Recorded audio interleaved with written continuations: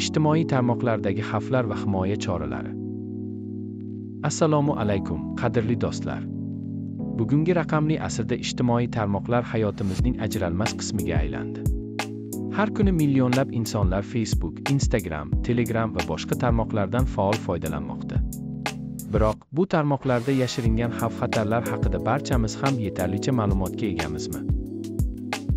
Ijtimoiy tarmoqlarda eng ko'p uchraydigan xavflardan biri bu phishing hujumlaridir. Firibgarlar bank yoki mashhur kompaniyalar nomidan yozib, sizning shaxsiy ma'lumotlaringizni qo'lga kiritishga harakat qilishadi. Ular ko'pincha shoshilinch qaror qabul qilishingizni so'rashadi va shu orqali sizni chalg'itishadi.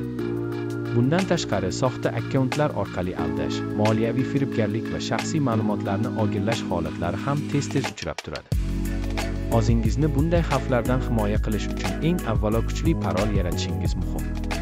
Parolingiz kamida 12 belgidan iborat bo'lishi, katta-kichik harflar, raqamlar va maxsus belgilarni o'z ichiga olishi kerak.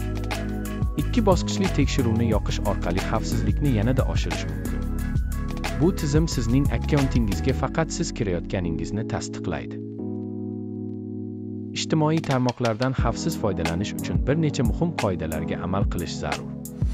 Profil sozlamalaringizni muntazam tekshirib turing va shaxsiy ma'lumotlaringiz kimlar uchun ko'rinishini cheklang.